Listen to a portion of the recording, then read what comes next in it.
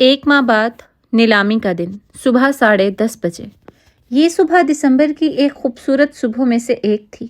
ठंडी हवाओं ने कराची को अपनी लपेट में ले रखा था। गो के हवाएं यकबस्ता नहीं थीं, लेकिन अहलियाने कराची इसी में खुश थे। इनके लिए यही सर्दी थी। उमर हयात के बंगले पे ये सुबह बासी होकर मुरझा चुकी थी। इस वक्त ये सुबह ऐसी थी जैसे खज़ां के पीले जर्द पत्ते हों। उमर और हाले सुल्तान के मुश्तरका कमरे में आओ तो हाले सुल्तान ड्रेसिंग मिरर के सामने बैठी थी। इसने वही सुर्ख साड़ी पहन रखी थी जिसे वो कुछ अरसा कबल मॉल में खरीद नहीं सकी थी। इस वक्त वो नीलामी में जाने को तैयार थी, लेकिन दिल था कि भर भर आता था। पिछले 1 महीना अच्छा गुजरा था। उमर इसके साथ था, वो खुश थी। अम्मा, हसन, हारून, दादा सब इसके साथ थे, राजी थे। जिंदगी वापस डगर पे आ गई थी। मेहर माँ को चंद दिन कबल ही पुलिस गिरफ्तार कर गई थी। इससे पहले वो अस्पताल में एडमिट रही थी। हाले सुल्तान इस वक्त सिंघार मेज के सामने बैठी थी। इसकी आंखें बार बार भर आती थीं, जिसकी वजह से कई बार वो अपना मेकअप साफ करके दोबारा लगाना शुरू करती थी। उमर, जो कि इसके अक्ब में बैठा था, अपने जूतों के तस्मे बांध रहा था। वो काफ़ी देर से इसकी कार्रवाई नोट कर रहा था। बिला आखिर अब वो उठ आया था। स्याह डिनर सूट में मलबूस, बालों को जेल से जमाए, हल्की भड़ी हुई शेव में वो काफ़ी अच्छा लग रहा था। छोटे छोटे कदम लेता वो हाले के सामने ड्रेसिंग टेबल पे आकर बैठा था। वो पलकें झपक झपक कर आंसू अंदर उतार रही थी। इसके हाथ में मस्कारा था। उमर ने खामोशी से इसके हाथ से मस्कारा ले लिया। हाले ने मज़ाहमत नहीं की। रोना है? इसके संजीदगी से पूछने पे हाले ने गीली आंखों के साथ बच्चों की तरह जोर जोर से सर हिलाया था और फिर इसकी आंखों से ना रुकने वाले आंसुओं का सिलसिला शुरू हो गया। उमर खामोशी से इसके बालों पे हाथ फेरता रहा, जैसे हम किसी बच्चे के सर पे हाथ फेरते हैं। मुझे डर लग रहा है उमर, मुझे बहुत डर लग रहा है। मुझे लगता है मैं बाबा के सर पे लगे ये धब्बे नहीं उतार सकूंगी। वो रोते हुए बुलंद आवाज में कह रही थी। मुझे लगता है सब बुरा होगा, कुछ भी कभी भी अच्छा हो ही नहीं सकता। बाबा को बेगुनाह साबित करना ये मेरे लिए बहुत मुश्किल है। उमर, मैं बहुत डर रही हूँ। वो इसका हाथ बुलंद करके अपनी आंखें इसके हाथ पे टिकाए रोती चली गई थी। वो एक हाथ से कभी इसके बालों को थपकता, कभी इसके आगे गिरने वाले बालों को कान के पीछे अड़स रहा था। काफी देर तक वो रोती रही थी और फिर खुद ही थक गई। उमर ने इसकी आंखें टिश्यू से थपथपाईं, फिर हल्की आवाज में इसके कान के करीब कहने लगा, तुम्हारी आंखें, मुझे तुम्हारी आंखें बेहद पसंद हैं। मैं इन्हें देख कर जीता हूँ। इन आंखों को देख कर जीने वालों को क्यों मारती हो? वो शिकवा कर रहा था। तुम इतनी जालिम कैसे हो सकती हो? वो इसकी आंखें खुश्क कर चुका था। फिर हाथ सीने पे बांधे पीछे को हो बैठा। जिसने हमारे साथ बुरा किया है, मैं इन्हें चौक पे खड़ा करके दरे मारूंगा। तुम्हें मुझ पे यकीन है ना? वो ऐसे मान से बोला था कि हाले बे इख्तियार गर्दन असबात में हिलाने लगी। उमर इसकी नम आंखों को देखे गया और फिर वो हल्का सा झुका था। नरमी से इसकी दोनों आंखों को बारी बारी लबों से छुआ और फिर पीछे हो गया। हाले ने खफत से इधर उधर सर घुमाया था। उमर आज पहली बार इसका इतना सुर्ख होता चेहरा देख महजूज हुआ था। माशाल्लाह, तुम शर्माती भी हो। मुझे लगा था सिवाय मेरा खून और बैंक बैलेंस चूसने के तुम्हें और कुछ नहीं आता। वो खुले दिल से तंज कर रहा था। हाले ने कलस कर इसको देखा था। मुझे एक और काम भी आता है, आवाज़ निकाले बगैर बंदा मारना, और अगर मुझे बेवा होने का खौफ ना होता तो अब तक ये कर चुकी होती। वो एक बार फिर अपने चेहरे पे फाउंडेशन मलने लगी थी। उमर इसी तरह मुस्कुराहट दबाए इसे देखता रहा। ये जुल्म ना करना, तुम्हारा तो कुछ नहीं जाएगा, लेकिन इस दुनिया से एक हसीन इंसान कम हो जाएगा। उमर, अब तुम मुझे तैयार होने दोगे कि नहीं? तुम चाहे जो मर्जी कर लो, जितनी मर्जी तैयार हो जाओ, मेरे जैसा हुस्न कहाँ से लाओगी? साफ जाहिर था वो इसे तपा रहा था। हाले इसकी तरफ देखे बगैर ब्लशन किट उठा चुकी थी। वैसे इस दिन कोई कह रहा था कि मेरे चेहरे के बगैर दुनिया अंधी और मेरी आवाज़ के बगैर कान बहरे हो जाते हैं। वो ब्रश से गुलाबी अफशां गालों पे बिखेरते हुए आम अंदाज में बोली थी। पागल हो गया था मैं, भरी दोपहर में चर्च पी आया था। वो जल कर कहते हुए उठा था और दरवाजे की तरफ बढ़ गया। हाले ब्रश छोड़ इसे पुकार बैठी। तुम्हें पैसा ज्यादा पसंद है या मैं? उमर चौखट पे रुक गया, संजीदगी से हाले को देखा। تم، بس ایک لفظ، اور حالے تمانیت سے مسکرائی تھی اور اپنا رخ واپس سنگھار میز کی جانب موڑ لیا۔ وہ اب اسودگی سے مسکراتے ہوئے اپنا میک اپ کر رہی تھی۔ سیلف اوبسیسڈ آدمی سر جھٹکتے ہوئے باہر نکل گیا تھا۔ ہیون کے وسیع و عریض لان میں اس وقت سفید چادر چڑھائی ہوئی کرسیاں لگی تھیں۔ قطار در قطار ان کرسیوں کی تعداد جہاں ختم ہوتی تھی، وہیں سے زمین سے چند انچ اونچا سٹیج لگا تھا جس پہ چڑھ کر جانے کے لیے 3 زینے تھے۔ ابھی لوگوں کی آمد شروع ہو چکی تھی، کرسیاں بھرتی جا رہی تھیں۔ یہاں سے دور ذرا فاصلے پہ شاہانہ طرز کی بوفے ٹیبل سجی تھی جن پہ تاحد نگاہ کھانے کے برتن سجے تھے۔ ان کی اشتہا انگیز مہک ناک کے نتنوں سے ٹکراتی تو روح تک تازہ ہو جاتی تھی۔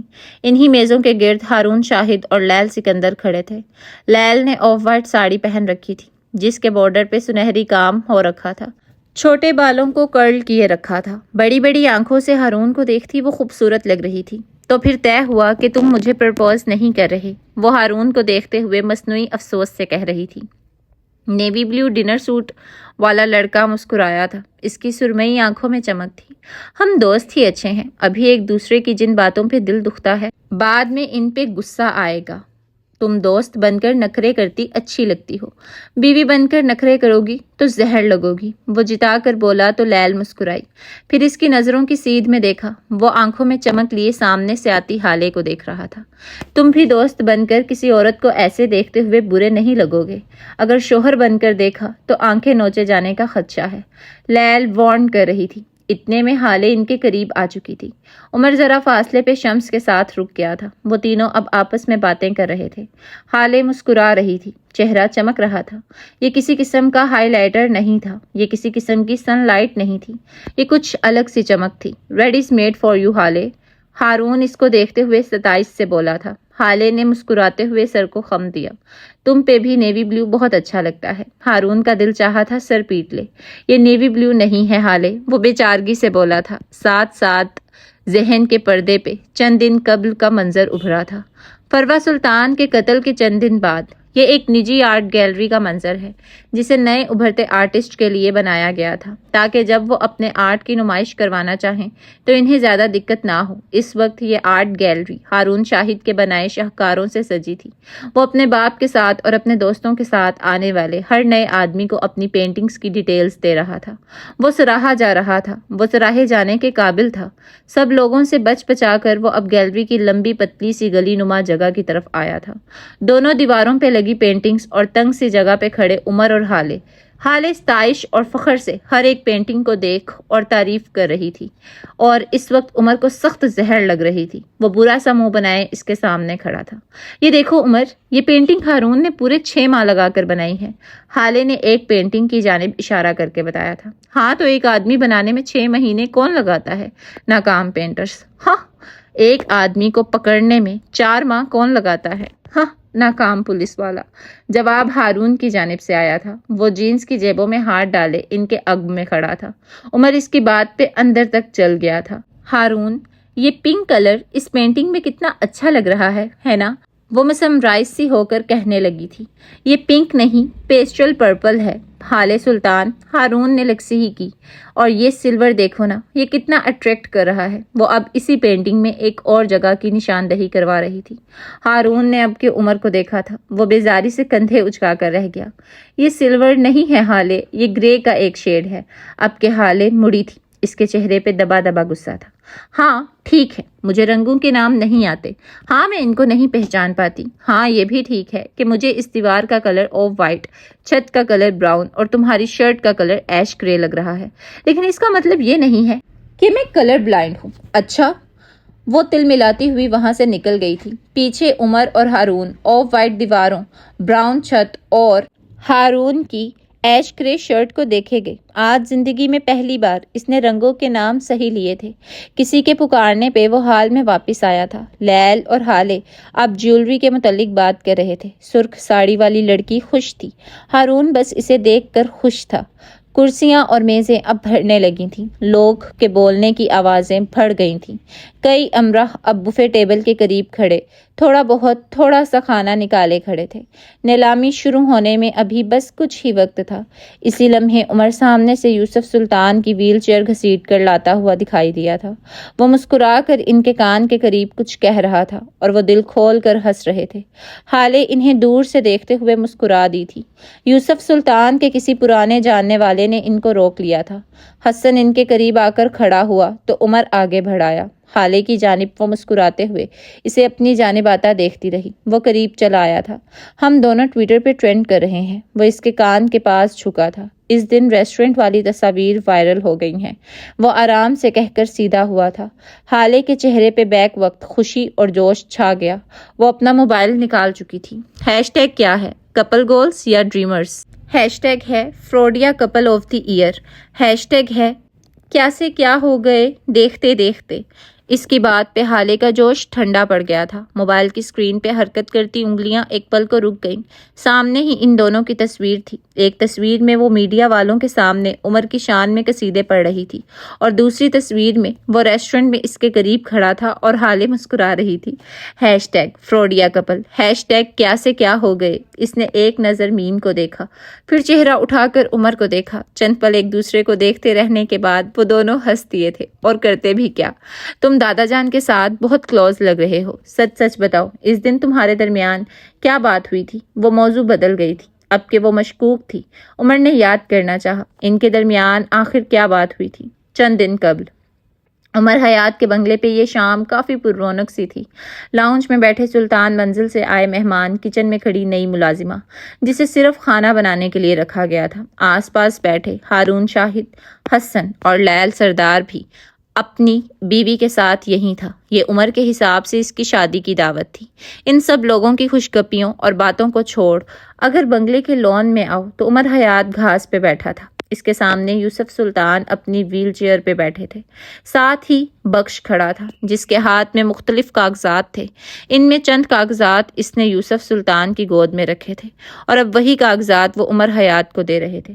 یہ تمہارا حصہ ہے بیٹے، میں جانتا ہوں یہ تمہارے حصے کا آدھا بھی نہیں ہے، لیکن فی الحال مجھ سے یہی لے لو۔ میری جائیداد پہ تو میرا بیٹا سام بند کر بیٹھا ہے، متاسف سے کہہ رہے تھے۔ میں جانتا ہوں ساری زندگی معراج نے تمہیں اپنے قدموں پہ کھڑا ہونے کا کہا، تم سے کام کروایا، تم سے مشقت کروائی، میں اس سب میں خوش تھا۔ عمر نے ان کی بات کاٹی تھی۔ یوسف سلطان ہلکا سا مسکرائے تھے۔ جو کوئی بھی میرے معراج کے ساتھ رہتا ہے وہ باوقار ضرور بن جاتا ہے، جیسے کہ تم۔ میں اگر معراج کی جگہ ہوتا تو تم سے کبھی کام نہ کرواتا۔ وہ محبت سے اسے تک رہے تھے۔ عمر کو خواہ خواہ عجیب محسوس ہوا۔ اتنا عرصہ کوئی رشتہ نہیں ملا اور اب تو جیسے رشتوں کی بارش ہو گئی تھی۔ میں شاید تمہیں اس طرح بگاڑ دیتا جیسے حالے کو، لیکن میں بس تمہیں کبھی کوئی تکلیف نہ دیتا۔ تم بالکل میرے نگین جیسے ہو، وہ آس بھرے لہجے میں بولے تھے۔ عمر مسکرا دیا۔ لوگ کہتے ہیں میں بالکل اپنے باپ جیسا ہوں، وہ عام سے انداز میں کہتا آگے کو ہوا اور کاغذات واپس ان کی گود میں رکھ دیے تھے۔ ان کے دونوں ہاتھوں کو اپنے مضبوط ہاتھوں میں تھام دیا اور ان کی آنکھوں میں دیکھ کر کہنا شروع کیا، مجھے یہ بھاری بھرکم کاغذات نہیں چاہیے، نہ مجھے آپ سے لمبا چوڑا بینک بیلنس چاہیے۔ مجھے آپ سے میری ساری زندگی کی دربدری، میری خواہشات کے مرنے کے بدلے اور میرے جج صاحب کی کریڈیبلٹی کی خاطر صرف ایک کاغذ چاہیے، صرف ایک۔ وہ سنجیدہ تھا، حد سے زیادہ سنجیدہ۔ یوسف سلطان نے غور سے اسے دیکھا تھا۔ تمہیں کیا چاہیے؟ عمر نے اپنی سیاہ آنکھیں ان کی آنکھوں میں گاڑ دی تھی اور پھر اس کے منہ سے بس ایک ہی لفظ نکلا تھا، آق نامہ۔ مجھے آپ کی جانب سے شمس سلطان کے نام آق نامہ چاہیے۔ اگر دے سکتے ہیں تو میری ساری عمر کی تکالیف مٹ جائیں گی۔ آپ کے بے گناہ قتل ہوئے بیٹے کو انصاف ملے گا۔ میں آپ سے اور کچھ نہیں مانگوں گا، ہر حق آپ کو معاف کر دوں گا۔ بولیں، دے سکتے ہیں؟ وہ جیسے چیلنج کر رہا ہو۔ یوسف سلطان کچھ بھی نہیں بولے تھے، وہ خاموش تھے، لیکن یاد رہے وہ نہ بھی نہیں بولے تھے۔ عمر بتاؤ نا۔ حالے کی آواز پہ وہ چونک گیا تھا، پھر نارمل انداز میں اسے دیکھا، یوں جیسے اس پہ افسوس کر رہا ہو۔ تم عمر حیات کی بیوی ہو، تمہیں سب پتہ ہونا چاہیے۔ وہ دل کو جلا دینے والے انداز میں بولتا آگے بڑھ گیا تھا۔ حالے نے ایک بار پھر ڈھیر سارا غصہ اندر دبا لیا تھا۔ بفے ٹیبل کے قریب سفیر سلطان اپنے وکیل کے ساتھ کھڑا تھا۔ اس نے سیاہ ٹیکسیڈو پہن رکھا تھا، بھورے بال جیل سے جمے تھے، آنکھیں کھالی کھالی تھیں، اس کا چہرہ کسی گہرے غم کی مثال لگتا تھا۔ اس کا وکیل کوئی 40-45 کے لگ بھگ تھا۔ سیاہی ڈنر سوٹ میں ملبوس وہ اپنی پلیٹ میں چمچ ہلاتے ہوئے سفیر سے بات کر رہا تھا۔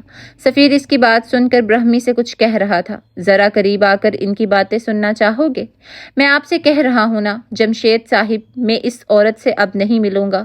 میں اب اس کی شکل بھی نہیں دیکھنا چاہتا، اور کیس واپس لینے کی یا اسے معاف کرنے کی بات ہے تو یہ میری لاش بھی نہیں کرے گی۔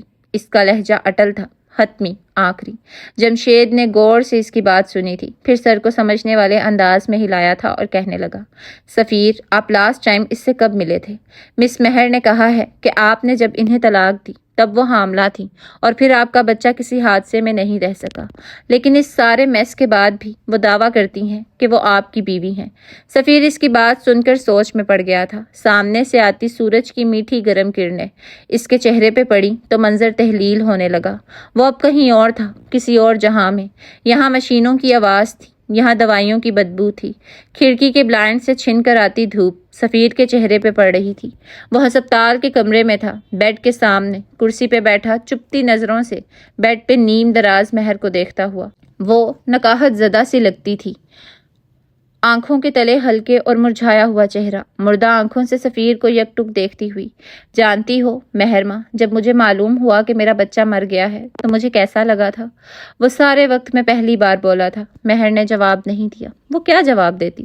سفیر خود ہی کہنے لگا، پہلے تو مجھے بہت دکھ ہوا تھا، لیکن پھر میں بہت خوش ہوا، بہت زیادہ خوش۔ وہ ایسے انداز میں بولا کہ مہرماں بے یقینی سے اسے دیکھنے لگی۔ میں اپنے بچے کے بارے میں سوچ چکا تھا۔ میں نے سوچ رکھا تھا کہ اسے کم از کم تمہارے حوالے نہیں کروں گا۔ میں اس کے پیدا ہونے کے پہلے منٹ میں اسے تم سے دور لے جاتا، لیکن جانتی ہو کیا؟ وہ پھر بھی حاسد رہتا، اس کے اندر شر رہتا، بالکل تمہارے جیسا ہوتا۔ سفیر عجیب سے لہجے میں کہہ رہا تھا۔ مہر کا دل دکھا تھا، اس کی آنکھیں بھرنے لگی تھیں۔ پچھلے کچھ دنوں سے اس نے سفیر سے بس چاہ اور نرمی سمیٹی تھی، اب اس کے ایسے الفاظ سماعتوں کو زخمی کر رہے تھے۔ میں ان 9 ماہ کا قرض نہیں چکا پاتا، اور پھر ایک اور مہرماں چند اور زندگیاں برباد کرتی، اس لیے اچھا ہی ہوا وہ مر گیا۔ میرے دل کا ایک حصہ میری اولاد کے ساتھ مرا ہے مہر، وہ اٹھتے ہوئے بولا تھا۔ اس کی آواز میں دکھ تھا۔ لیکن میں اس مرے ہوئے حصے کے ساتھ جی لوں گا، لیکن ایک اور مہرماں اور چند اور تباہ ہوتی زندگیاں، یہ میں نہیں دیکھ سکتا۔ اس نے سر کو نفی میں ہلایا تھا۔ مہرماں بھیگے چہرے کے ساتھ اسے دیکھتی رہی۔ ابا سے کہیں مجھ سے ملنے آ جائیں۔ وہ اس کی تمام باتوں کے جواب میں بس یہی بولی تھی۔ سفیر کی آنکھیں زخمی ہونے لگیں۔ اب ان سے تمہارا کوئی تعلق نہیں، تمہارا تعلق میرے ذریعے ان سے جڑا تھا نا، میں ابھی کے ابھی اس تعلق کو بھی ختم کر دیتا ہوں۔ سفیر کی آخری بات پہ مہر کی آنکھوں میں خوف پھیلا تھا۔ وہ اٹھ کر بیٹھنے لگی تھی، لیکن اب شاید اس میں اتنی سکت نہیں تھی۔ اس کے سامنے کھڑا سفیر سلطان اس کی آنکھوں میں دیکھ کر کچھ کہہ رہا تھا۔ میں سفیر سلطان بلد شمس سلطان اپنے مکمل ہوش و حواس میں مہرماں غیاث الدین کو طلاق دیتا ہوں، طلاق دیتا ہوں، طلاق دیتا ہوں۔ وہ بول کر ایک بھی نگاہ غلط اس پہ ڈالے بغیر باہر نکل گیا تھا۔ اس کے پیچھے وہ لڑکی اب بھی سن تھی۔ اس کی سماعتوں میں زہر انڈیلا گیا تھا، قریب تھا کہ وہ سبز پڑنے لگتی۔ اس کی آنکھیں ایک نقطے پہ جم گئی تھیں، جسم ہر قسم کی جنبش سے انکاری تھا۔ اس کا انجام طے ہو چکا تھا، اب وہ ساری زندگی اپنے اعمالوں کا بوجھ ڈھونڈنے والی تھی۔ شاید کمر دکھ جائے، شاید ٹوٹ جائے۔ یکدم سورج کی روشنی میں تیزی آ گئی تو سفیر نے اپنا چہرہ موڑ لیا۔ وہ حال میں تھا اور اس کے سامنے اس کا وکیل کھڑا تھا۔ جلد از جلد طلاق کے پیپرز بنوائیں اور اسے کورٹ میں جمع کروائیں۔ مزید اس عورت کی بکواس نہ سنوں میں۔ وہ انگلی اٹھا کر تنبیہ کرتا آگے بڑھ گیا تھا۔ لان کے آخری کونے میں 2 چھوٹے چھوٹے بچے باہر نکل آئے تھے۔ ان کی آیا خوف زدہ سی ان کو اندر لے جا رہی تھی۔ سفیر نے ان کو دیکھا، دل کے زخموں پہ جیسے کسی نے نمک ڈال دیا ہو۔ اس نے آنکھیں کھول کر بند کی، ڈھیر سارا قرب اندر اتارا اور آگے بڑھ گیا۔ اسے رکنا نہیں تھا، اگر رک جاتا تو شاید نمک کا مجسمہ بن جاتا۔ لان میں لگی کرسیوں پہ لوگ بیٹھ چکے تھے۔ کئی امراء اپنے کارڈز ہاتھ میں لیے بیٹھے تھے۔ یہی کارڈ بلند کر کے وہ رقم بڑھا سکتے تھے۔ ابتدائی کرسی پہ شمس، میرواز فرید اور عمر حیات بیٹھے تھے۔ ان کے عقب میں 2 لائن چھوڑ کر حال سلطان بیٹھی تھی۔ اس کے ساتھ حسن تھا، ہارون تھا اور لیل تھی۔ سفیر یہاں نہیں رکا تھا، وہ جا چکا تھا، اس سے یہاں رکا ہی نہیں گیا تھا۔ ڈائس کے پیچھے ایک شخص آ کر کھڑا ہوا تھا۔ حالے نے اسے چونک کر دیکھا تھا۔ وجہ اس کا چہرہ، اس کے برانڈڈ کپڑے نہیں تھے، وجہ تھی اس کی نیلی آنکھیں۔ حالے نے فوراً اپنے موبائل پہ ایک پیغام ٹائپ کیا اور اسے عمر کے نمبر پہ بھیج دیا۔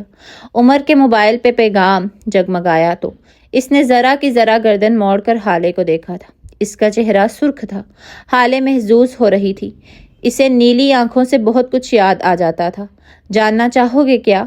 1 ہفتہ قبل عمر حیات کے بنگلے پہ شام کی نلاہٹ ختم ہو گئی تھی۔ رات کا اندھیرا ہر سو پھیل رہا تھا۔ لاؤنج میں بیٹھی حالے سلطان ٹی وی کی بڑی سکرین پہ کوئی ٹرکش ڈرامہ دیکھ رہی تھی۔ اسی لمحے لاؤنج کی چوکھٹ پار کرتا عمر حیات اندر آیا، رف ٹراؤزر اور شرٹ میں ملبوس، بالوں کو ماتھے پہ گرائے۔ وہ حالے کے قریب صوفے پہ آ کر بیٹھا تھا۔ ایک نظر ٹی وی کو دیکھا اور پھر غور سے ٹی وی دیکھتی حالے کو۔ ہیرو نے ہیروئن سے کچھ کہا، اب کہ وہ مسکرائی تھی۔ اتنے غور سے کیوں دیکھ رہی ہو اور ہنس کیوں رہی ہو؟ وہ تیوری چڑھائے پوچھ رہا تھا۔ یہ لڑکا، اس نے انگلی سے ٹی وی کی جانب اشارہ کیا، مجھے اس کی نیلی آنکھیں بہت پسند ہیں، خوبصورت ہے نا؟ عمر نے ایک سرسری نگاہ ٹی وی پہ ڈالی۔ ہاں ٹھیک ہی ہیں، لیکن میری آنکھیں زیادہ پیاری ہیں۔ حالے نے گردن موڑ کے اسے دیکھا تھا، غور سے سکین کرنے کے انداز میں، پھر فوراً نفی میں سر ہلایا۔ آہاں، تم سے زیادہ حسین ہیں اس کی آنکھیں۔ وہ دوبارہ ٹی وی کی جانب متوجہ ہو چکی تھی، لیکن عمر اسے یوں دیکھ رہا تھا گویا کہہ رہا ہو، کسی کی اتنی مجال کہ وہ تمہیں مجھ سے زیادہ خوبصورت لگے۔ بند کرو یہ ٹی وی، چلو مجھے چائے بنا کر دو۔ اٹھ کھڑا ہوا تھا وہ۔ حالے نے حیرت سے اسے دیکھا تھا۔ ابھی تو بنا کر دی تھی عمر۔ اچھا صبر کرو، یہ قسط ختم ہو جائے تو بنا دیتی ہوں۔ نہیں، مجھے ابھی کے ابھی چائے چاہیے۔ تمہیں شوہر کا خیال ہے یا نہیں؟ اور اس نیلی آنکھوں والے کی تعریف کرنی ہے؟ حالے نے اب کے اسے مسکراہٹ دبا کر دیکھا تھا۔ معاملہ اب اسے سمجھ آیا تھا۔ عمر اسے کوئی ٹین ایجر لگا تھا۔ تم جل رہے ہو؟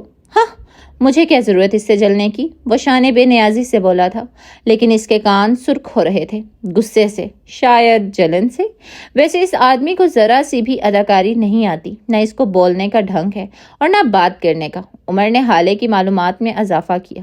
وہ جیسا بھی ہے، مجھے اس کی آنکھیں پسند ہیں، حالے جتا رہی تھی۔ عمر نے ضبط کیا۔ میں نے ٹرکش کباب کے ساتھ افغانی پلاؤ بنایا ہے، چلو کھانا کھاتے ہیں۔ مطلب تم مجھے ڈرامہ دیکھنے نہیں دو گے؟ اگر تم اسی طرح اس کی تعریف کرتی رہی تب تو ہرگز نہیں۔ ہاں، اگر تم یہ کہہ دو کہ میری آنکھیں اس کی آنکھوں سے زیادہ خوبصورت ہیں، تب کچھ ہو سکتا ہے۔ اس نے کندھے اچکائے تھے۔ حالے نے ٹی وی آف کیا، مسکراہٹ دباتی اٹھ کھڑی ہوئی تھی۔ میں ٹی وی دیکھنا چھوڑ سکتی ہوں، لیکن اپنے شوہر کی جھوٹی تعریفیں نہیں کر سکتی۔ نیلی آنکھیں زیادہ پیاری ہیں۔ وہ اس کے قریب سرگوشی کرتی باہر کی جانب لپکی تھی۔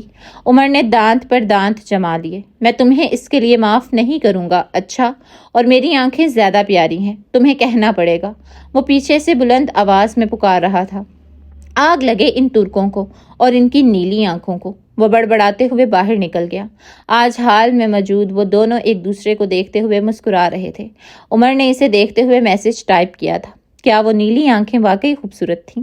حالے نے چہرہ جھکا کر پیغام پڑھا، پھر مسکراتے ہوئے کچھ ٹائپ کیا۔ وہ آنکھیں خوبصورت تھیں، لیکن تمہاری آنکھوں سے زیادہ نہیں۔ عمر اپنے موبائل کی سکرین پہ یہ پیغام پڑھتے ہوئے مسکرایا تھا، پھر فون واپس جیب میں ڈال دیا۔ بالآخر وہ اپنی تعریف کروا چکا تھا۔ یہ سیلف اوبسیسڈ آدمی۔ سٹیج پہ ڈائس کے پیچھے کھڑا شخص شمس سلطان کی تعریفوں میں رتب السان تھا۔ اس کے الفاظ شمس کی وہ خوبیاں بھی بیان کر رہے تھے جو شاید اس میں موجود ہی نہ ہوں۔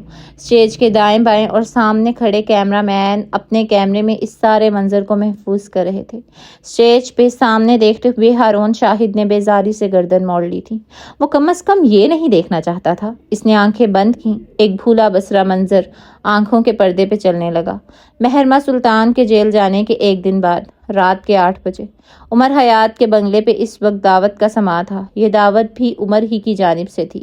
کچھ عرصہ ہوا تھا وہ پیسہ خرچ کرنے لگا تھا۔ لمبی میز کے اطراف میں کرسیاں لگی تھیں۔ انہی کرسیوں پہ اس وقت لیل، ہارون، حسن، عمر حیات اور حالے سلطان بیٹھے تھے۔ سربراہی کرسی پہ عمر، اس کی دائیں جانب حالے اور بائیں جانب حسن، حالے کے ساتھ والی کرسی پہ ہارون اور ہارون کے سامنے لیل۔ چمچوں اور کانٹوں کے بیچ ہلکی پھلکی باتیں ہو رہی تھیں۔ ویسے ایک اہم خبر ہے جو میں حالے کو بتانا چاہتا ہوں۔ حسن کھانے سے ہاتھ روکے بیٹھا حالے کو دیکھ رہا تھا۔ سب لوگ اسے دیکھنے لگے۔ اجازت ہے عمر بھائی؟ وہ عمر کو دیکھتے ہوئے ایسی معصومیت سے بولا کہ عمر کو اپنے آس پاس خطرے کا الارم بجتا محسوس ہوا۔ اس نے بدقت ہاں ہاں بولو کہہ کر اجازت دی تھی۔ جانتی ہو حالے، جب وہ سطر جادو اس کی منشا نہیں مجبوری تھی، اس کا مطلب ہم نے تم سے پوچھنے کو کہا تو عمر بھائی، اس نے بھائی پہ زور دیا تھا، نے کیا کہا تھا؟ عمر نے آنکھوں ہی آنکھوں میں حسن کی منت کی تھی، ہوگا وہ ASP، لیکن بیوی کے سامنے بڑے بڑے سرماؤں کی نہیں چلتی۔ حالے نے خانے سے ہاتھ روک لیا۔ کیا کہا تھا؟ اس نے بولا کہ اب تمہاری بہن بتائے گی، وہ جو بچپن سے فیل ہوتی آ رہی ہے، وہ جس کی ہر پیپر میں سپلی آتی ہے۔ ہارون بھائی آگے آپ بتاؤ۔ اس نے اب بات جیسے ہارون کے ساتھ میں دے دی تھی۔ عمر کے چہرے پہ جیسے کوئی سانپ ڈنک مار گیا ہو۔ ہارون نے سب کو ایک نگاہ دیکھا۔ عمر نے کہا تھا کہ میری بیوی کو تو اپنے کورس کی کتابوں کا نہیں پتا ہوتا، چلی ہے مسئلے حل کرنے، اس سے اچھا ہے میں شانوں سے پوچھ لوں۔ اور اس قدر مبالغہ آرائی پہ عمر کا دل چاہا تھا ہارون کا سر دیوار میں مار دے۔ حالے سنجیدگی سے انہیں سن رہی تھی۔ عمر نے کہا تھا حالے 10 دفعہ پیدا ہو کر آ جائے تب بھی اس بات کا مطلب نہیں سمجھ پائے گی۔ عمر حیات کی بیوی بن کر بھی اسے کچھ عقل نہیں، اس سے زیادہ عقل مند تو نرسری کلاس کا بچہ ہوگا، اب کے لیل بولی تھی۔ عمر بے چارگی سے انہیں دیکھے گیا، کاش وہ اپنے حق میں کچھ کہہ پاتا۔ اب وہ تینوں چہرہ اٹھائے ایک نئی جنگ عظیم کا انتظار کر رہے تھے۔ مجھے میرے شوہر پہ یقین ہے، وہ تمہاری طرح شیطان کا چیلا نہیں ہے، میرے بارے میں ایسی بات کہہ ہی نہیں سکتا۔ لو جی، سب برباد ہو گیا۔ حسن نے چمچہ پلیٹ میں پٹکا تھا، ایک کینہ توز نظر ہارون اور لیل کے لتاڑے ہوئے چہرے پہ ڈالی۔ اتنی اوور ایکٹنگ کی ضرورت نہیں تھی۔ ویسے اگر آپ دونوں کو ملانے کی بجائے یہ کیس میں خود ہی ہینڈل کیا ہوتا تو اب تک یہ دونوں 8 بار لڑ چکے ہوتے۔ وہ خفگی سے کہتا پلٹ گیا تھا۔ ہارون اور لیل کندھے اچکائے دوبارہ کھانا کھانے میں مصروف ہو گئے۔ شکر ہے حالے تمہیں میرا یقین ہے، ورنہ کوئی یقین نہیں ہے مجھے۔ میں جانتی ہوں تمہاری اس ایناکونڈا کے زہر سے بھری زبان میری شان میں کیا کچھ کہہ چکی ہوگی۔ کمرے میں چلو، دیکھتی ہوں تمہیں۔ اور یہاں عمر حیات کے اندر کا مسکین شوہر دھارے مار مار کر رویا ہوگا۔ گزرے وقت کو چھوڑ کر ہارون واپس حال میں آیا تو ڈائس کے پیچھے کھڑا آدمی اب بھی کچھ کہہ رہا تھا۔ وہ سر جھٹک کر اس کو سننے لگا۔ بیزاریت حد سے سوا ہونے لگی تھی۔ کیا تم تیار ہو؟ یہ وہ پیغام تھا جو عمر نے ابھی ابھی ٹائپ کر کے حالے کو بھیجا تھا۔ نیلامی شروع ہو چکی تھی۔ مختلف لوگ اپنے کارڈز بلند کیے ہوئے تھے۔ میرواز فرید ٹانگ پہ ٹانگ جمائے بیٹھا تھا، یوں جیسے وہ آخر میں سب سے بڑی بولی لگائے گا اور فاتح بن جائے گا۔ اسکرین پہ نظر آتا عمر حیات کا میسج پڑھ حالے کے چہرے کے تاثرات میں بے چینی گھل گئی تھی۔ اس کے چہرے پہ تھکان واضح تھی، اس کی انگلیوں نے پیغام ٹائپ کیا تھا۔ ہم میں اور ان میں کوئی فرق نہیں عمر، قاتل تو ہم بھی ہیں، لکھ کر بیزاری سے موبائل پڑے ڈال دیا۔ عمر نے گردن موڑ کر اس کو دیکھا اور پھر سر جھٹکا۔ ذہن کے پردوں پہ کوئی اور منظر چلنے لگا تھا۔ 13 دن قبل مہرماں کی گرفتاری کے 2 دن بعد جیل خانے کی سلاخوں کے پیچھے وہ بیٹھی تھی، بال بکھرے ہوئے، لباس مٹیالہ، روکھے ہاتھ پیر بے جان، جلد 2 دن، بس 2 دن میں جیل اس کی ساری اکڑ نکال چکی تھی۔ قید آپ کو وہ سب سکھا دیتی ہے جو حالات یا زندگی نہیں سکھا سکتی۔ جس وقت ایک لیڈی اہلکار اسے بلانے آئی، مہرماں تیزی سے اٹھی تھی۔ اب وہ لیڈی اہلکار کے ساتھ راہداریاں پار کرتی تیز تیز جا رہی تھی۔ اس کے چہرے پہ ایک امید تھی۔ ملاقاتی کمرے میں لا کر اسے جب بٹھایا گیا تو وہ ذرا سا چونکی تھی۔ سامنے سے آتے عمر حیات کو دیکھ کر چونکی تھی۔ اس نے یہ توقع نہیں کی تھی۔ ملاقاتی کمرہ کیا تھا؟ بس ایک چھوٹا سا تنگ کمرہ جس میں ایک روشن دان لگا تھا۔ کمرے کے عین وسط میں ایک چھوٹی لکڑی کی میز کے گرد 2 کرسیاں رکھی تھیں۔ اسی میز کے اوپر ایک پیلا بلب جل رہا تھا۔ یہ تفتیشی کمرہ تھا، لیکن اس وقت ملاقاتی کمرہ تھا۔ ہیلو مہر ڈارلنگ، عمر بشاشت سے کہتا آگے آیا تھا۔ کرسی کو موڑا، یوں کہ پچھلے حصہ آگے لے آیا اور دونوں ٹانگیں دائیں بائیں کر کے کرسی کی پشت کے ساتھ تھوڑی ٹکا کر بیٹھ گیا۔ مہرماں سلگتی نظروں سے اسے دیکھ رہی تھی۔ میں جانتی ہوں عمر، تم کیا کر رہے ہو میرے ساتھ، میں سب سمجھ رہی ہوں۔ تم اور میں ایک ہیں، میں تمہارا دماغ پڑھ سکتی ہوں۔ عمر اس کو دلچسپی سے دیکھے گیا۔ بتاؤ پھر مدر گوتھل کی اماں، کیا چل رہا ہے میرے دماغ میں؟ مہرما سخت آنکھوں سے اسے دیکھتی ہوئی میز پہ آگے کو ہوئی۔ کل رات میرا کمرہ بدل کر مجھے ان عورتوں کے ساتھ رکھا گیا جو 4 قتل کر چکی ہیں، اور کل سے ہی اب تک وہ 1000 بار ایسی حرکت کر چکی ہیں کہ میں ان سے بحث کروں، اور وہ مزید آگے ہوئی۔ وہ مجھے مار دیں، اس نے الفاظ ادا کر دیے۔ تم یہاں اس جیل کی 4 دیواری میں مجھے مروا دو گے اور میں کچھ نہیں کر پاؤں گی۔ میں جانتی ہوں، میں تو یہ بھی جانتی ہوں کہ میرے پاس صرف آج یا کل کا دن ہوگا، اس لیے وہ مسکراتی ہوئی پیچھے کو ہو بیٹھی۔ اس لیے میں نے تمہاری ٹراماس کی ماری بیوی کو یہ بتا دیا ہے کہ وہ بھی میرے جیسی ہے، اس کے ہاتھوں پہ بھی خون لگا ہے، وہ بھی قاتلہ ہے، وہ بھی قیامت کے روز کعبہ کو ڈھا دینے جتنے گناہ کی حامل ہوگی۔ وہ بول رہی تھی اور عمر آنکھیں چھوٹی کیے اسے دیکھ رہا تھا۔ اس کا چہرہ سپاٹ تھا، بے تاثر۔ گھر جاؤ اور جا کر دیکھو، تمہاری اپروول کی ماری بیوی ایک بار پھر خود کو اندھیروں میں دھکیل چکی ہوگی، اور اس بار عمر، اس بار تم اسے واپس نہیں لا سکو گے۔ قتل بہت بڑا گلٹ ہے، بہت بڑا۔ آخر میں، بالکل آخر میں، اس کی آنکھوں میں تکلیف آئی تھی، یوں جیسے بھوری آنکھوں کو کچھ یاد آیا ہو۔ عمر سیدھا ہو بیٹھا، کمر سیدھی کیے، بالکل اس کی آنکھوں کی سیدھ میں دیکھتا۔ وہ چاہے ٹراما کی ماری ہو یا چاہے اس کی انسیکیورٹیز ہوں، اب اسے ان سب سے باہر آنا ہوگا۔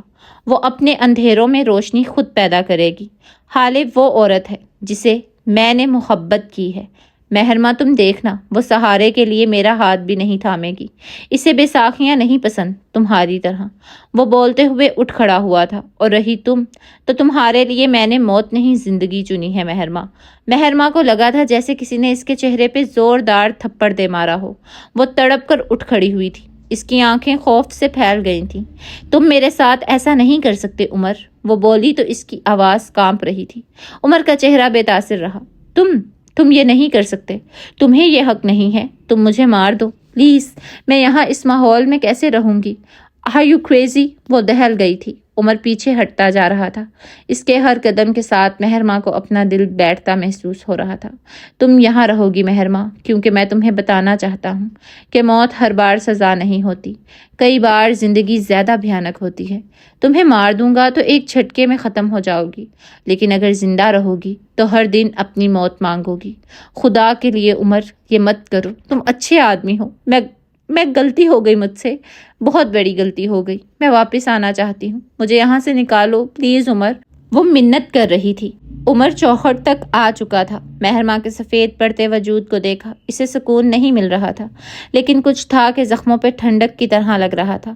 میں یہاں ہر ہفتے آؤں گا مہر، میں تمہیں آ کر اپنے پورے ہفتے کی کہانی سناؤں گا۔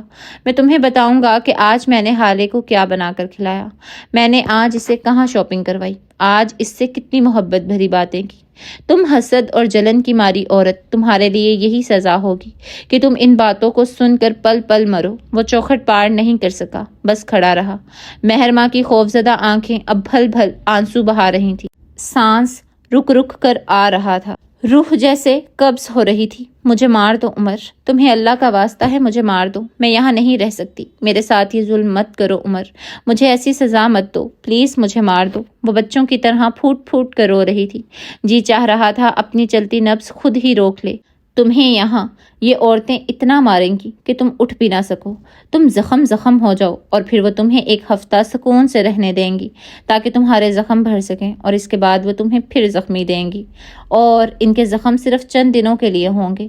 وہ کبھی بھی تمہیں جان سے نہیں ماریں گی، کیونکہ تمہیں پل پل مرنا ہے۔ تم یہاں رہو، ساری زندگی رہو، میں یہاں آتا رہوں گا، ایک دن اپنے بچے یہاں لاؤں گا۔ جب تم حسد کی آگ میں جلو گی تب مجھے سکون نصیب ہوگا۔ تمہاری سزا موت نہیں، زندگی ہے مہر۔ وہ بول کر چوکھٹ سے ہٹ گیا تھا۔ مہرما دیوانہ وار اس کے پیچھے بھاگی تھی، لیکن عمر نہیں رکا۔ اس کے دل کو کچھ ہو رہا تھا۔ وہ جتنا نارمل دکھ رہا تھا اتنا تھا نہیں۔ مہر کو لیڈی اہلکاروں نے بازوؤں سے جکڑ رکھا تھا۔ وہ ہذیانی انداز میں چیخ رہی تھی، مجھے مارو عمر، خدا کے لیے مجھے جان سے مار دو، مجھے زندہ کیوں چھوڑا ہے، میں مرنا چاہتی ہوں، خدا کے لیے مجھے مارو۔ وہ چیخ رہی تھی، کسی پاگل جنونی کی طرح خود کو چھڑوا رہی تھی۔ جیل خانے میں اس کی چیخیں، اس کا ماتم گونج رہا تھا۔ زندگی واقعی اس کے لیے سزا ثابت ہونے والی تھی، اور وہ یہ بات اچھی طرح جانتی تھی۔ اسے اپنے حصے کی سزا مل چکی تھی، لیکن کوئی تھا جو اب بھی باقی تھا۔ وہ رش ڈرائیونگ کرتا، گھر کی طرف جا رہا تھا۔ اس کے ذہن میں بس ہالے تھی، صرف ہالے۔ اس کا ہاتھ بار بار پیشانی کو مسل رہا تھا۔ کیا کرے، کہاں جائے؟ پتہ نہیں مہر ماں نے اس سے کیا کیا کہا ہوگا۔ اللہ ہی جانے وہ کیا پیغام بھجوا چکی ہوگی۔ اسے بس فوراً گھر جانا تھا۔ یہاں سے چند کلومیٹر دور غزالہ روحی کے کلینک میں نیلے صوفے پہ ہالے سلطان بیٹھی تھی۔ اس کے سامنے روحی بیٹھی تھی، غور سے ہالے کو دیکھتی ہوئی۔ ہالے کا چہرہ خالی تھا، اس پہ کوئی گلٹ نہیں تھا، کوئی دکھ نہیں تھا۔ وہ گردن تانے ہوئے بیٹھی تھی۔ مجھے علاج چاہیے ڈاکٹر، اور اس بار یہ عمر کے لیے یا پھر لوگوں کے لیے نہیں ہوگا، نہ کسی خوف، کسی محبت کے لیے۔ مجھے علاج میرے لیے چاہیے۔ میرا جسم تھک گیا ہے، مجھے اب سکون چاہیے۔ آپ مجھے بتائیں مجھے کیا کرنا ہوگا۔ جس طرح کی تھیراپی آپ چاہتی ہیں میں کروں گی، لیکن بس مجھے آزادی دلوائیں۔ میرے کندھوں سے بیساکھی ہٹا کر مجھے میرے پیروں پر چلنا سکھائیں۔ سکھا دیں گی نا پلیز؟ روحی مسکرائی تھی۔ شروع سے شروع کرو ہالے سلطان، اور مجھے جھول والی بے تکی سی کہانی سناؤ، وہ کہانی جو سچ ہے، کیونکہ تمہارا سچ ہی تمہاری نجات ہے۔ ہالے نے گھیلی آنکھوں سے اسبات میں سر ہلایا۔ کندھوں کا بوجھ سرکنے لگا تھا، اور آج وہ سچ بولنا شروع ہوئی تھی، اور پھر اگلے 2 گھنٹے وہ دونوں باتیں کرتی رہی تھی۔ جو دل میں تھا ہالے کہہ چکی تھی۔ باتوں کا بوجھ اترا تو وہ باہر نکل آئی تھی۔ عمر سامنے ہی کھڑا تھا، گاڑی سے ٹیک لگائے، تشویش سے اسے دیکھتا ہوا۔ البتہ ہالے کمپوزڈ تھی۔ وہ چھوٹے چھوٹے قدم لیتی اس کے قریب چلی آئی تھی۔ عمر غور سے اسے دیکھ رہا تھا۔ وہ اس کے قریب آ کر رکی، گردن اٹھا کر عمر کو دیکھا۔ وہ اسے ہی تک رہی تھی۔ تم پہلے سے جانتی تھی نا؟ وہ اس کا چہرہ پڑھ سکتا تھا۔ ہالے نے اس کی آنکھوں سے نظر نہیں ہٹائی۔ ہارون شاہد مجھ سے کبھی جھوٹ نہیں بول سکتا عمر، وہ میرے لیے جھوٹ بول سکتا ہے لیکن مجھ سے کبھی نہیں۔ یہ یاد رکھنا، اگر تمہیں مجھ سے کچھ چھپانا ہو تو ہارون کو ساتھ مت لے جانا۔ عمر اب بھی فکر مندی سے اسے دیکھ رہا تھا۔ ہالے نے اس کی کوہنی پہ ہاتھ رکھا تھا۔ میری فکر مت کرو عمر، میں سب جانتی ہوں۔ ہاں وہ آدمی مجھ سے قتل ہوا ہے، اور یہ گلٹ ساری زندگی میرے ساتھ رہے گا۔ میرا دل ٹوٹ گیا ہے، لیکن میں نے یہ سب کچھ جان بوجھ کر نہیں کیا۔ میں وقت لوں گی اور شاید ٹھیک ہو جاؤں گی۔ اس نے ہلکے سے کندھے اچکا دیے۔ مجھے لگا تھا تم مجھ سے ناراض ہوگی کہ میں نے تم سے جھوٹ بولا ہے۔ اب ایسے ریئیکٹ مت کرو جس سے مجھے لگے کہ تم شرمندہ ہو، کیونکہ تم نہیں ہو۔ عمر ہالے زور دے کر بولی تھی۔ تم مجھ سے جھوٹ بول سکتے ہو، لیکن جب میں پوچھوں تو سچ بولا کرو، کیونکہ میں تب پوچھوں گی جب سچ جانتی ہوں گی۔ وہ کہتے ہوئے اپنی جانب سے گاڑی کا دروازہ کھولنے لگی تھی جب عمر کی آواز پہ ٹھہر گئی۔ کیا تم ٹھیک ہو؟ الفاظ چابک کی طرح دل پہ لگے تھے۔ آنکھیں زخمی ہو گئیں۔ وہ دروازہ اسی طرح آدھا کھولے کھڑی رہی۔ وہ اس کے سامنے دوسری جانب کھڑا تھا، فکر مند سا۔ ہالے چند لمحہ اس کو دیکھتی رہی، پھر دھیرے سے نفی میں سر ہلا دیا۔ عمر کو یوں لگا تھا جیسے کسی نے اس کے دل پہ کانٹا چبھو دیا ہو۔ قتل آپ کو کبھی بھی پہلے جیسا نہیں رہنے دیتا عمر۔ اس آدمی کے ساتھ میرے دل کا ایک حصہ مرا ہے، اور میں اب ساری زندگی اس گلٹ میں رہوں گی کہ میں قاتل ہوں۔ ساری زندگی یہ خوف ہوگا کہ نہ جانے اللہ میرے ساتھ کیا معاملہ کرے گا۔ وہ ہلکی آواز میں کہہ رہی تھی۔ عمر مغموم ہوا تھا۔ میں اس آدمی کے خاندان کو نفیسہ آنٹی کے ساتھ جا کر دیت دے آئی تھی۔ میں نے اس کے بچوں کا اسکول اپنی ذمہ داری لے لیا ہے، لیکن میں پھر بھی سکون میں نہیں ہوں۔ شاید ساری زندگی ایسی رہوں۔ وہ بے چارگی سے کندھے اچکاتی گاڑی میں بیٹھ گئی تھی۔ عمر کا دل بھاری سا ہونے لگا تھا۔ اس لڑکی کو اذیت میں دیکھنا اس کے لیے سب سے بڑی اذیت تھا۔ حال دوپہر 1:09۔ نیلامی کی تقریب۔ جی تو کیا کوئی ٹیم ریڈ سے زیادہ کی بولی لگا رہا ہے؟ کوئی ہے میدان میں؟ کوئی ہے جو میر واز فرید سے زیادہ بولی لگائے؟ ٹیم ریڈ 1، ٹیم ریڈ 2، آپ میری جگہ کو میری مرضی کے بغیر کیسے بیچ سکتے ہیں؟ یہ آواز حالے سلطان کی تھی، جو اپنی کرسی سے اٹھ کھڑی ہوئی تھی اور اب سیدھ میں دیکھتے ہوئے پوچھ رہی تھی۔ اس کی آواز میں کچھ تھا کہ خوف کھایا جائے، کچھ تھا کہ ڈرا جائے۔ یہ جملہ ایسا تھا جیسے کسی فلم کا کلائمیکس۔ اس جگہ کی اٹارنی میرے پاس ہے، اور مالکانہ حقوق میری بیوی کے پاس۔ عمر بولتے ہوئے اٹھا تھا۔ آپ کو کس نے یہ حق دیا کہ ہماری پراپرٹی کو ہماری مرضی کے بغیر بیچ دیں؟ وہ چلتا ہوا سٹیج پہ آ رہا تھا۔ شمس سن ہو گیا تھا۔ اس کے حلق سے کوئی آواز نہیں نکلی تھی۔ وہ بس پھٹی پھٹی نظروں سے عمر کو دیکھ رہا تھا۔ اسی لمحے کئی لوگ کیمرے اٹھائے آتے ہوئے دکھائی دیے۔ ان کے پیچھے سیاہ وردی پہنے ہوئے عمر کے پیٹی بھائی بھی آ رہے تھے۔ دیکھتے ہی دیکھتے ایک جنگ سا سما بن چکا تھا۔ شمس بے یقین نظروں سے عمر کو دیکھ رہا تھا۔ اس کی آنکھوں میں اعتبار ٹوٹنے کی کرچیاں تھیں۔ تم کیسے کہہ سکتے ہو یہ جگہ تمہاری ہے؟ میرواز کی ٹھنڈی ہڈیوں کو جما دینے والی آواز پہ عمر نے ہاتھ میں پکڑی موٹی فائل ہوا میں لہرائی تھی۔ میر صاحب، میں ثبوتوں کے ساتھ آیا ہوں۔ فہیم مرزا، شمس سلطان، اس وقت ہر کوئی اگر کسی سے ڈر رہا تھا تو وہ تھا اس فائل کا اصلی نکل آنا۔ میرواز اٹھا تھا۔ اس کے گارڈز نے بندوقیں سیدھی کر لیں۔ میر نے ہاتھ کے اشارے سے انہیں شانت رہنے کو کہا تھا۔ وہ اب قدم اٹھاتا سٹیج کی جانب آ رہا تھا جہاں عمر حیات پہلے ہی کھڑا تھا، ہاتھ میں فائل لیے، گردن سیدھی کیے۔ سٹیج پہ چڑھتے میر نے ایک نظر پلٹ کر شمس کو دیکھا تھا۔ تمہارا یوں خاموش بیٹھ جانا مجھے یوں لگ رہا ہے جیسے دھوکہ میرے قریب ہے، وہ سرد لہجے میں بولا تو شمس گڑبڑا کر اٹھ کھڑا ہوا۔ اس نے ایک نظر عمر کو دیکھا تھا، یوں جیسے یقین کر لینا چاہتا ہو کہ آج اسے بھی دھوکہ دیا جا چکا تھا۔ میڈیا کے نمائندے کیمرے سیدھے کیے کھڑے تھے۔ وہ منتظر تھے کہ اب کون کیا کہتا ہے۔ میں میرواز فرید، وہ سٹیج پہ رک کر سارے مجمع کو دیکھتے ہوئے بول رہا تھا، میں یہاں ہونے والی چالوں سے لا علم ہوں، لیکن اگر مجھے یہ علم ہو گیا کہ یہاں کسی کے ساتھ ناانصافی ہوئی ہے تو میں اسے سزا ضرور دلواؤں گا۔ وہ شمس اور عمر کی جانب مڑا تھا۔ لوگوں کا شور، میڈیا کے بلند آواز میں چپتے سوالات، اور ان سب کے بیچ کھڑے تین لوگ، میر، عمر اور شمس، جبکہ چوتھا انسان چلتے ہوئے سٹیج کی جانب آ رہا تھا۔ اس کے ہاتھ میں ایک خاکی فائل تھی۔ وہ جس کے پاس مالکانہ حقوق تھے وہ آ رہی تھی۔ اس کی چال شہزادیوں جیسی تھی۔ اس کی آنکھیں عام تھیں لیکن ان کا تاثر اچھے اچھوں کو دہلا سکتا تھا۔ یہ وہ لڑکی تھی جس نے زندگی کے اتار چڑھاؤ دیکھے تھے، جو گری تھی، زخمی ہوئی تھی، لیکن نہ اس نے زخموں کا ماتم کیا، نہ اس نے گرنے پہ سہارے مانگے۔ وہ حالِ سلطان تھی، فیری ٹیلز میں رہنے والی حقیقی لڑکی۔ اگر یہ جگہ آپ کی تھی تو آپ اب تک خاموش کیوں تھی؟ میر سٹیج پہ کھڑی حالے سے پوچھ رہا تھا۔ فائل چوری ہو چکی تھی میر صاحب، اور مجھے میرے چچا سے جان کا خطرہ تھا۔ اگر میں یہ فائل وقت سے پہلے دکھا دیتی تو کیا ہوتا شاید آپ نہیں جانتے، لیکن تمہیں یہ نقلی فائل ملی کہاں سے؟ شمس نے دانت پہ دانت جما کر ضبط سے پوچھا تھا۔ حالے معصومیت سے مسکرائی تھی۔ اس نے یاد کرنا چاہا اسے یہ فائل کہاں سے ملی تھی۔ فروا سلطان کے قتل کی دوسری رات 2 بجے۔ سلطان منزل گھپ اندھیرے میں ڈوبا تھا۔ ہر طرف تاریکی تھی۔ موت کا سناٹا اب تک اس محل میں گونج رہا تھا۔ ایک انسان کی موت پورا گھر خالی کروا دیتی ہے۔ دبے قدموں سے محرمہ سلطان کے کمرے میں جاؤ تو وہاں 3 لوگ موجود تھے۔ ان کے ہاتھ میں ٹارچز تھیں اور وہ الماری کے اندر بنے ڈیجیٹل لوکر کا کوڈ کھولنے کے لیے بےتاب نظر آتے تھے۔ حسن، حالے، عمر، ان تینوں نے اپنی اپنی باری کا کوڈ لگانا تھا۔ سب سے پہلے عمر آگے آیا تھا۔ اس نے چند ہندسے دبائے۔